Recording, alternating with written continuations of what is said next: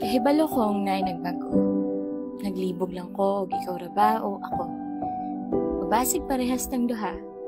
Basig na usab lang yun ang kita. Di man nimo iingon, wala man nimo gistorya.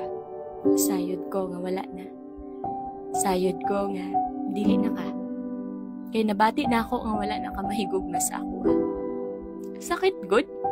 Kay gapakamanhid na lang ko basin di ay ako ra ang nasayo. Pero baw, bisan unsaon pa og deny, klaro na kaayo. Klaro na kaayo ang imong pagbago. Palamuot lang kaya itong bago pata.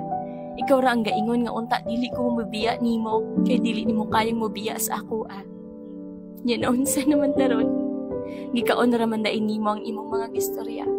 Daghan kaayo kag mga saad, mga plano para natong duha, pero karon wala na. Nahanaw na. Kauban sa imong gugma nga ingon ka sa una nga dili na matapos pa. Samok lang kay nituo manggod ko nimo.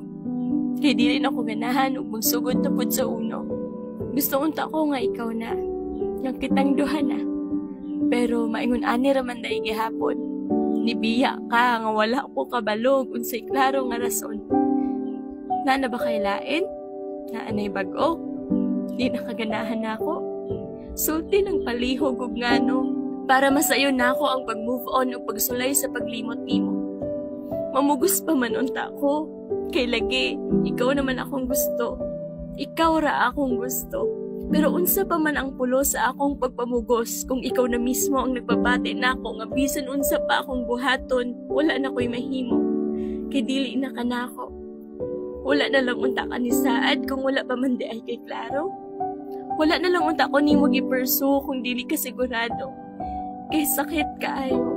Sakit kaayong mulaom nga basin karon di ay worth it na akong pagsugal unya dili man di ay. Gibiyaan ko nimo nga wala akong kabaloon saon pagsugod og utro. Pero bahala na. Ako ni bahala na ako.